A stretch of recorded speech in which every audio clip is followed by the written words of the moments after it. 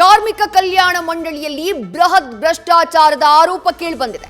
325 ಕೋಟಿ 77 ಲಕ್ಷ 50 ಸಾವಿರ ರೂಪಾಯಿ ಅವ್ಯವಹಾರ ಆಗಿರುವಂತಹ ಆರೋಪ ಇದು. ಚಿತ್ರದುರ್ಗದ ಕಾರ್ಮಿಕರ ಹೆಲ್ತ್ ಚೆಕಪ್ಗೆ 10 ಕೋಟಿ ಬಿಡುಗಡೆ ಮಾಡಲಾಗಿತ್ತು. ಹಿಂದಿನ ಬಿಜೆಪಿ ಸರ್ಕಾರದ ಅವಧಿಯಲ್ಲೇ ನಡೆದಿರುವಂತಹ ಭ್ರಷ್ಟಾಚಾರ ಈಗ ಬೆಳಕಿಗೆ ಬಂದಿದೆ. ಕಾಂಗ್ರೆಸ್ ಅವಧಿಯಲ್ಲೂ ಕೂಡ ಇದು ಮುಂದುವರೆದಿದೆ ಎನ್ನುವಂತಹ ಗಂಭೀರ ಆರೋಪ ಕೇಳಿಬರ್ತಾ ಇದೆ. ಕಟ್ಟಡ ಕಾರ್ಮಿಕರ ಸಂಘದಿಂದ ಸದ್ಯ ಲೋಕಾಯುಕ್ತಕ್ಕೆ ದೂರನ್ನ ಸಲ್ಲಿಕೆ ಮಾಡಲಾಗಿದೆ. ವಾಲ್ಮೀಕಿ ಹಾಗೆ ಮುಡಾ ಹಗರಣದ ಬಳಿಕ ಈಗ ಕಾರ್ಮಿಕ ಕಲ್ಯಾಣ ಇಲಾಖೆಯಲ್ಲೂ ಕೂಡ ಕಾರ್ಮಿಕ ಕಲ್ಯಾಣ ಮಂಡಳಿಯಲ್ಲೂ ಕೂಡ ಅಕ್ರಮ ನಡೆದಿರುವಂತಹ ಆರೋಪ ಕೇಳಿಬರ್ತಾ ಇರೋದು.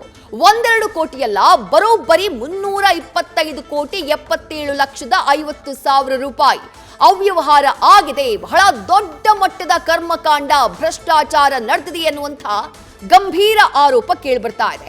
ಕೋವಿಡ್ ಸಂದರ್ಭದಲ್ಲಿ ನಡೆದಿರುವಂತಹ ಭ್ರಷ್ಟಾಚಾರ ಇದು ಅಂತ ಹೇಳಲಾಗ್ತಾ ಇದೆ. ಯಾಕಂದ್ರೆ ಆ ಸಂದರ್ಭದಲ್ಲಿ ರಾಜ್ಯಾದ್ಯಂತ 35 ಆಸ್ಪತ್ರೆಗಳಿಗೆ ಹೆಲ್ತ್ ಚೆಕಪ್ ನ ಟೆಂಡರ್ ನೀಡಲಾಗಿತ್ತು.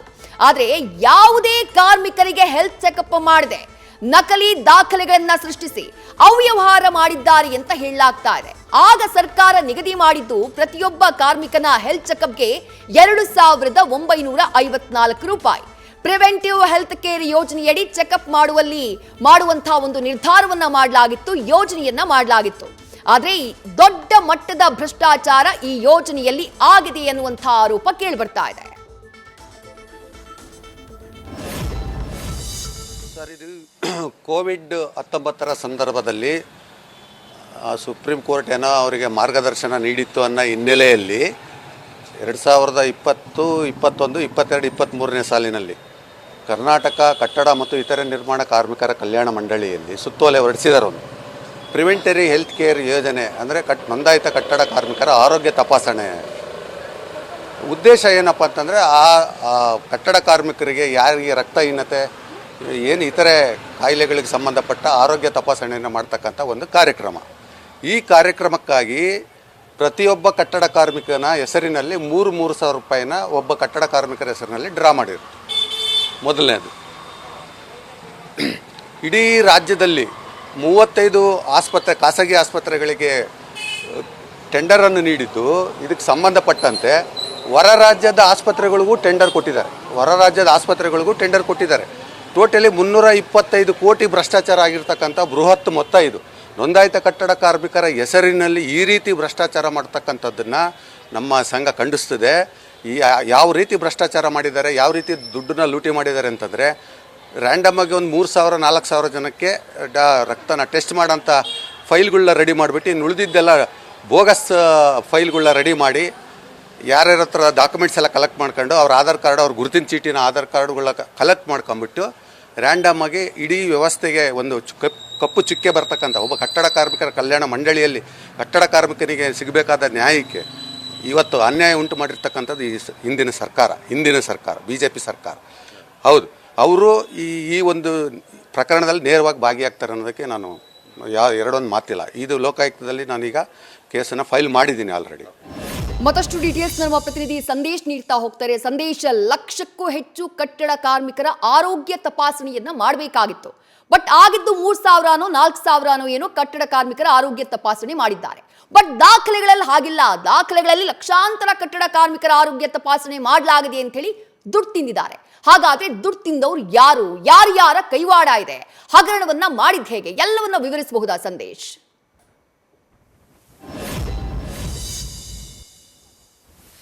ವಿದ್ಯಶ್ರೀ, ಇಲ್ಲಿ ಪ್ರಮುಖವಾಗಿರುವಂತದ್ದು ಯಾರ ಕೈವಾಡ ಇದೆ ಅನ್ನೋದನ್ನ ಎನ್ಕ್ವೈರಿ ಮಾಡಿ ತಿಳ್ಕೋಬೇಕಾಗತ್ತೆ. ಯಾಕಂದ್ರೆ ಈ ಒಂದು ಇಲಾಖೆಯ ದೊಡ್ಡ ಅಧಿಕಾರಿಗಳು ಜೊತೆಗೆ ಸಚಿವರಿಗೂ ಕೂಡ ಈ ಕುರಿತಂತೆ ಮಾಹಿತಿ ಇದೆ ಅನ್ನೋ ಒಂದು ಆರೋಪಗಳು ಕೂಡ ಕೇಳಿ ಬರ್ತಾ ಇದೆ. ಯಾಕಂದ್ರೆ ಈ ಒಂದು ಕಾರ್ಮಿಕ ಕಲ್ಯಾಣ ಮಂಡಳಿ ಏನಿದೆ, ಈ ಒಂದು ಮಂಡಳಿಯಿಂದ ಈಗ ಸದ್ಯ ಅವ್ಯವಹಾರ ಆಗಿದೆ ಅನ್ನೋ ಆರೋಪ ಕೇಳಿ ಬರ್ತಾ ಇದೆ. ಅದು ಕೂಡ ಖುದ್ದು ಕಟ್ಟಡ ಕಾರ್ಮಿಕರ ಸಂಘದ ಕಾರ್ಯದರ್ಶಿ ಕುಮಾರ್ ಅನ್ನೋರು ಲೋಕಾಯುಕ್ತಕ್ಕೆ ದೂರನ್ನ ಕೊಟ್ಟಿದ್ದಾರೆ. ಅಂದ್ರೆ ಪ್ರಮುಖವಾಗಿ ಏನಿದು ಅನ್ನೋದನ್ನ ನೋಡೋದಾದ್ರೆ, ಕಟ್ಟಡ ಕಾರ್ಮಿಕರ ಹೆಲ್ತ್ ಚೆಕಪ್ಗಾಗಿ 2021 ಮತ್ತೆ 22 ಈ ಕೋವಿಡ್ ಸಂದರ್ಭದಲ್ಲಿ ಪ್ರಿವೆಂಟಿವ್ ಹೆಲ್ತ್ ಚೆಕಪ್ ಯೋಜನೆಯ ಅಡಿಯಲ್ಲಿ ಒಂದಷ್ಟು ಹಣವನ್ನ ರಿಲೀಸ್ ಮಾಡಿಸ್ಕೊಳ್ತಾರೆ. ಅಂದ್ರೆ ಇಲ್ಲಿ ಪ್ರಮುಖವಾಗಿರುವಂತದ್ದು ರಾಜ್ಯಾದ್ಯಂತ 35 ಆಸ್ಪತ್ರೆಗಳಿಗೆ ಈ ಒಂದು ಟೆಂಡರ್ ಅನ್ನ ಕೊಡಲಾಗುತ್ತೆ. ಅದು ಪ್ರತಿ ಕಟ್ಟಡ ಕಾರ್ಮಿಕನ ಪ್ರಿವೆಂಟಿವ್ ಹೆಲ್ತ್ ಚೆಕಪ್ ಮಾಡೋದಕ್ಕೆ ಅಂತ ಹೇಳಿ. ಅಂದ್ರೆ ಪ್ರಿವೆಂಟಿವ್ ಹೆಲ್ತ್ ಚೆಕಪ್ ಓರ್ವ ವ್ಯಕ್ತಿಗೆ ಅಥವಾ ಓರ್ವ ಕಟ್ಟಡ ಕಾರ್ಮಿಕನ ಒಂದು ಪ್ರಿವೆಂಟಿವ್ ಹೆಲ್ತ್ ಚೆಕಪ್ ಮಾಡಬೇಕು ಅಂದ್ರೆ ಅದಕ್ಕೆ 2,954 ರೂಪಾಯಿ ಹಣವನ್ನ ವ್ಯಯ ಮಾಡಬೇಕಾಗುತ್ತೆ. ಈ ರೀತಿಯಲ್ಲಿ ಖರ್ಚಾಗಿದೆ ಅಂತ ಈಗಾಗಲೇ ಸರ್ಕಾರಕ್ಕೆ ಮಾಹಿತಿಯನ್ನ ಕೊಟ್ಟು ಆ ಬಿಲ್ ಅನ್ನ ಕೂಡ ಈಗಾಗಲೇ ರಿಲೀಸ್ ಮಾಡಿಸಿಕೊಳ್ಳಲಾಗಿದೆ. ಆದ್ರೆ ಇಲ್ಲಿರುವಂತಹ ಪ್ರಮುಖವಾದ ಆರೋಪ ಏನು ಅಂದ್ರೆ ಅಷ್ಟೂ ಕಟ್ಟಡ ಕಾರ್ಮಿಕರಿಗೆ ಹೆಲ್ತ್ ಚೆಕಪ್ ಅನ್ನ ಇವರು ಮಾಡಿಲ್ಲ, ನಕಲಿ ಬಿಲ್ ಅನ್ನ ಪಾವತಿ ಮಾಡಿ ಅಥವಾ ನಕಲಿ ಬಿಲ್ ಅನ್ನ ಇವರು ಮಾಡ್ಕೊಂಡಿದ್ದಾರೆ. ಅಂದ್ರೆ ಈ ರೀತಿ ನಾವು ಚೆಕಪ್ ಮಾಡಿದೀವಿ ಅಂತ ಹೇಳಿ ನಕಲಿ ಒಂದು ಡಾಕ್ಯುಮೆಂಟ್ ಅನ್ನ ಕೊಟ್ಟು ಬಿಲ್ ಅನ್ನ ರಿಲೀಸ್ ಮಾಡಿಸ್ಕೊಂಡಿದ್ದಾರೆ ಅನ್ನೋ ಒಂದು ಆರೋಪ ಕೇಳಿ ಬರ್ತಾ ಇರುವಂತದ್ದು. ಅಂದ್ರೆ ಇಲ್ಲಿ ಪ್ರಮುಖವಾಗಿರುವಂತದ್ದು ರಾಜ್ಯಾದ್ಯಂತ 35 ಆಸ್ಪತ್ರೆಗಳಿಗೆ ಟೆಂಡರ್ ಅನ್ನ ಕೊಟ್ಟಿದ್ದಾರೆ. ಫಾರ್ ಎಕ್ಸಾಂಪಲ್, ಈಗ ಚಿತ್ರದುರ್ಗದಲ್ಲಿ ಒಂದು ಆಸ್ಪತ್ರೆಗೆ ಈ ಒಂದು ಏಜೆನ್ಸಿ ಮುಖಾಂತರ ಟೆಂಡರ್ ಅನ್ನ ಕೊಡಲಾಗಿತ್ತು. ಪ್ರತಿ ಏಜೆನ್ಸಿಗೆ ಅಥವಾ ಪ್ರತಿ ಆಸ್ಪತ್ರೆಗೆ ಈ ಒಂದು ಟೆಂಡರ್ ಅನ್ನ ಕೊಟ್ಟಂತ ಸಂದರ್ಭದಲ್ಲಿ 10 ಕೋಟಿ ರೂಪಾಯಿಯನ್ನ ರಿಲೀಸ್ ಮಾಡಲಾಗಿದೆ. ಅಂದ್ರೆ ಪ್ರತಿ ಆಸ್ಪತ್ರೆಗೆ 10 ಕೋಟಿ ರೂಪಾಯಿಯನ್ನ ರಿಲೀಸ್ ಮಾಡಲಾಗಿದೆ. ಚಿತ್ರದುರ್ಗದಲ್ಲಿ ಒಟ್ಟು 1,46,000 ಮಂದಿ ಕಟ್ಟಡ ಕಾರ್ಮಿಕರಿದ್ದಾರೆ. ಇದರಲ್ಲಿ 33,500 ಜನಕ್ಕೆ ನಾವೀಗಾಗಲೇ ಪ್ರಿವೆಂಟಿವ್ ಹೆಲ್ತ್ ಚೆಕಪ್ ಮಾಡಿದ್ದೀವಿ ಅಂತ ಹೇಳಿ ಬಿಲ್ ಅನ್ನ ರಿಲೀಸ್ ಮಾಡಿಸ್ಕೊಂಡಿದ್ದಾರೆ. ಆದ್ರೆ ಫ್ಯಾಕ್ಟ್ ಅಂಡ್ ರಿಯಾಲಿಟಿ ಚೆಕ್ ಅನ್ನ ನೋಡಿದ್ರೆ 3,000ದಿಂದ 5,000 ಮಾತ್ರ ಇಲ್ಲಿ ಹೆಲ್ತ್ ಚೆಕಪ್ ಆಗಿದೆ. ಇನ್ನುಳಿದಂತೆ ನಕಲಿ ಬಿಲ್ ಅನ್ನ ಕ್ರಿಯೇಟ್ ಮಾಡಿದ್ದಾರೆ ಅಥವಾ ನಕಲಿ ಡಾಕ್ಯುಮೆಂಟ್ ಅನ್ನ ಇನ್ನುಳಿದವ್ರಿಗೆ ನಾವು ಈ ರೀತಿ ಚೆಕಪ್ ಮಾಡಿದೀವಿ, ಪ್ರಿವೆಂಟಿವ್ ಹೆಲ್ತ್ ಚೆಕಪ್ ಮಾಡಿದೀವಿ ಅಂತ ಹೇಳಿ ಹಣವನ್ನ ರಿಲೀಸ್ ಮಾಡಿಸ್ಕೊಂಡಿದ್ದಾರೆ ಅನ್ನೋ ಒಂದು ಆರೋಪ ಇಲ್ಲಿ ಕೇಳಿ ಬರ್ತಾ ಇರುವಂತದ್ದು. ಇದೇ ರೀತಿಯಲ್ಲಿ ಬರೀ ಚಿತ್ರದುರ್ಗ ಮಾತ್ರ ಅಲ್ಲ, ರಾಜ್ಯಾದ್ಯಂತ ಏನು ಟೆಂಡರ್ ಅನ್ನ ಕೊಡಲಾಗಿದೆ ಅಲ್ಲೆಲ್ಲಾ ಕಡೆಗಳಲ್ಲೂ ಕೂಡ ಇದೇ ರೀತಿಯಲ್ಲಿ ಆಗಿದೆ. ಒಟ್ಟು 320,77,55,000 ರೂಪಾಯಿ ಅವ್ಯವಹಾರ ಆಗಿದೆ ಈ ಒಂದು ಕಾರ್ಮಿಕ ಕಲ್ಯಾಣ ಮಂಡಳಿಯಲ್ಲಿ ಅನ್ನೋ ಒಂದು ಆರೋಪವನ್ನ ಈಗ ಮಾಡ್ತಾ ಇರುವಂತದ್ದು.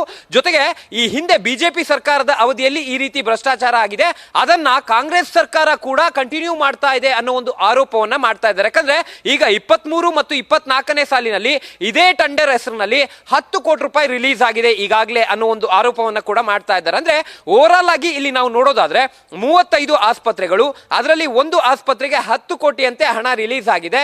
ಜೊತೆಗೆ ಇಲ್ಲಿ ಏನು ಕಟ್ಟಡ ಕಾರ್ಮಿಕರಿದ್ದಾರೆ ಎಲ್ಲರಿಗೂ ಕೂಡ ಇವರು ಪ್ರಿವೆಂಟಿವ್ ಹೆಲ್ತ್ ಚೆಕಪ್ ಅನ್ನ ಮಾಡಿಲ್ಲ, ಕೆಲವೊಂದಷ್ಟು ಮಂದಿಗೆ ಮಾತ್ರ ಮಾಡಿ ಇನ್ನುಳಿದಂತೆ ನಕಲಿ ಬಿಲ್ ಗಳನ್ನ ಕ್ರಿಯೇಟ್ ಮಾಡಿ ಸರ್ಕಾರದಿಂದ ಹಣವನ್ನ ರಿಲೀಸ್ ಮಾಡಿಸ್ಕೊಂಡಿದ್ದಾರೆ ಅಂತ ಹೇಳ್ತಾ ಇದ್ದಾರೆ. ಹಾಗಾಗಿ ಈ ಒಂದು ಆರೋಪಕ್ಕೆ ಸಂಬಂಧಪಟ್ಟಂತೆ ಈಗಾಗಲೇ ಕಟ್ಟಡ ಕಾರ್ಮಿಕರ ಸಂಘದಿಂದ ಲೋಕಾಯುಕ್ತಕ್ಕೆ ದೂರನ್ನ ಕೊಟ್ಟಿರೋದ್ರಿಂದ ಈಗ ಮುಂದಿನ ಹಂತದಲ್ಲಿ ಸರ್ಕಾರ ಯಾವ ರೀತಿ ಪರಿಗಣನೆಗೆ ತೆಗೆದುಕೊಳ್ಳುತ್ತೆ. ಯಾಕಂದ್ರೆ ಈಗ ಲೋಕಾಯುಕ್ತ ಅಧಿಕಾರಿಗಳು ಕೂಡ ಈಗಾಗಲೇ ಮಾಹಿತಿಯನ್ನ ಪಡೆದಿರೋದ್ರಿಂದ ಮುಂದಿನ ಹಂತದಲ್ಲಿ ಎನ್ಕ್ವೈರಿಯನ್ನ ಮಾಡ್ತಾರೆ. ಜೊತೆಗೆ ಇದರಲ್ಲಿ ಯಾರೆಲ್ಲ ಶಾಮೀಲ್ ಆಗಿದ್ದಾರೆ, ಯಾಕಂದ್ರೆ ಆರೋಪಗಳು ಕೇಳಿ ಬರ್ತಾ ಇದೆ, ಹಿಂದಿನ ಸಚಿವರಾಗಿರ್ಬೋದು, ಜೊತೆಗೆ ಅಧಿಕಾರಿಗಳಾಗಿರ್ಬೋದು, ದೊಡ್ಡ ದೊಡ್ಡ ಮಟ್ಟದ ಅಧಿಕಾರಿಗಳು ಕೂಡ ಶಾಮೀಲಿದ್ದಾರೆ.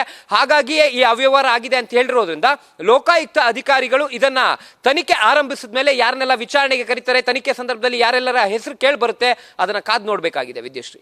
ರೈಟ್, ಥ್ಯಾಂಕ್ ಯು ಸಂದೇಶ್ ತಮ್ಮೆಲ್ಲ ಡೀಟೇಲ್ಸ್ಗೆ. ನ್ಯೂಸ್ ಫಸ್ಟ್ ನಿರ್ಭೀತಿಯಿಂದ ನಿಮ್ಮ ಪರವಾಗಿ.